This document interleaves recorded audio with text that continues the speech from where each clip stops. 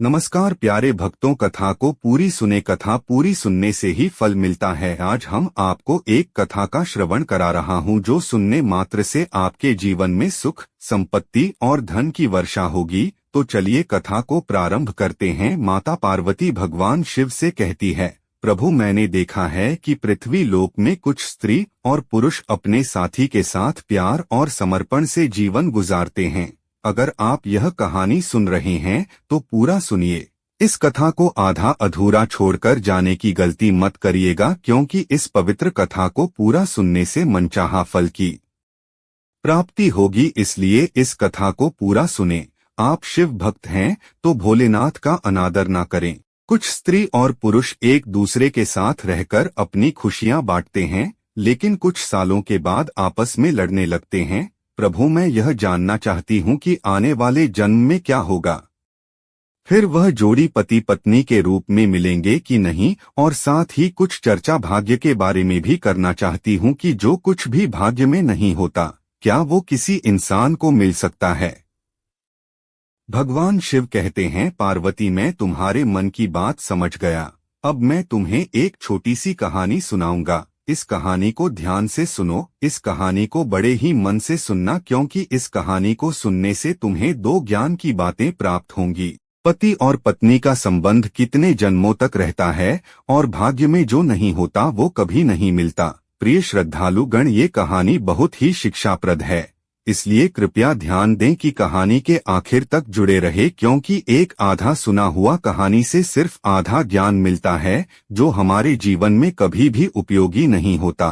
तो चलिए हम कहानी की शुरुआत करते हैं। भगवान शिव ने पार्वती से कहा, एक समय की बात है, एक राजकुमारी थी जिसका नाम रूपमती था, जो पूरी तरह से चरित्रवान थी, जिसकी शादी एक चरित्रवान राजकुमार सौरभ के साथ हुई थी। दोनों ही जीवन का आनंद सुख वैभव के साथ ले रहे थे।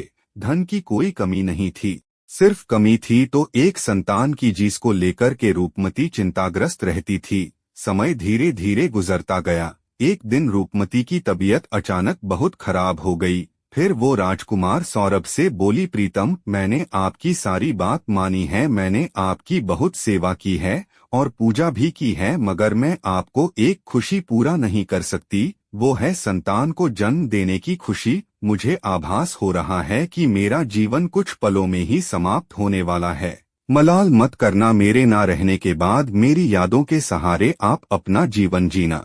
मैं आपको वचन देती हूँ, अगले जन्म में फिर आपकी पत्नी बनूंगी, तब मैं आपको संतान की इच्छा अवश्य पूरी करूंगी। और फिर इतना कहकर कि उस रूपमती की मृत्यु हो जाती है। फिर एक दिन सौरभ भी शरीर को त्याग देता है।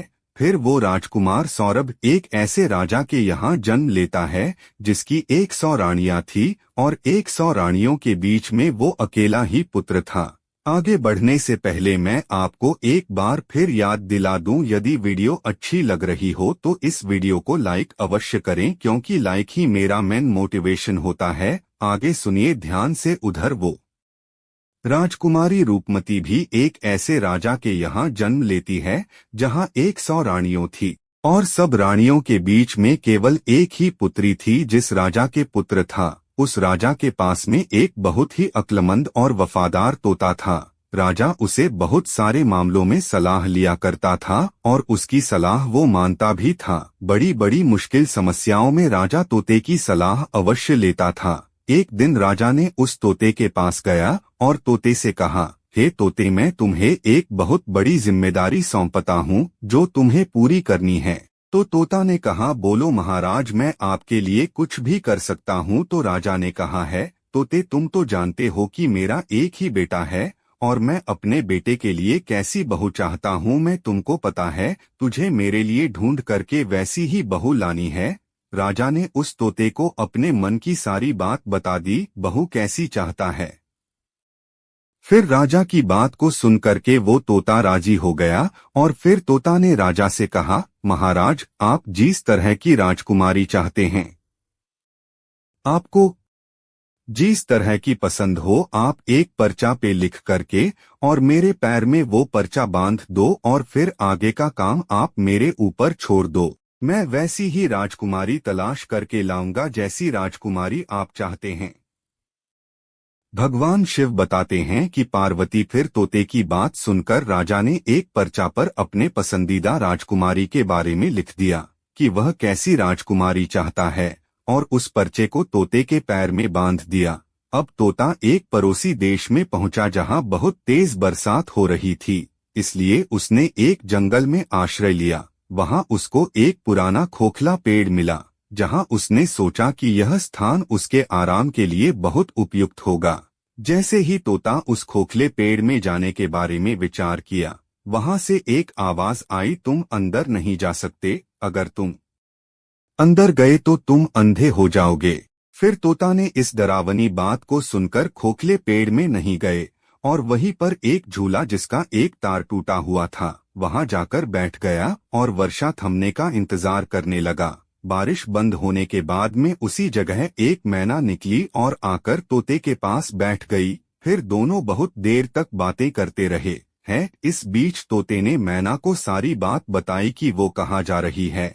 फिर तोते की बात सुन करके वो मैना कहने लगी, आज की हमारी मुलाकात बहुत ही अच्छी रही। और फिर वो तोते से आगे कहती है कि आप अपने मालिक के प्रति जीत में वफादार है, मैं भी अपने मालिक के प्रति उतनी ही वफादार हूँ। आप बाबा भोलेनाथ माँ पार्वती को मानते हैं तो एक दिल से लाइक करिए। ऐसी वीडियो देखने के लिए हमारे चैनल धर्म कर्म राज को सब्सक्राइब करके कमेंट बॉक्स में हर हर महादेव लिखना ना भूले। हम आपके लिए सदा खुश रहने के लिए महादेव से प्रार्थना करेंगे। जय बाबा भोलेनाथ।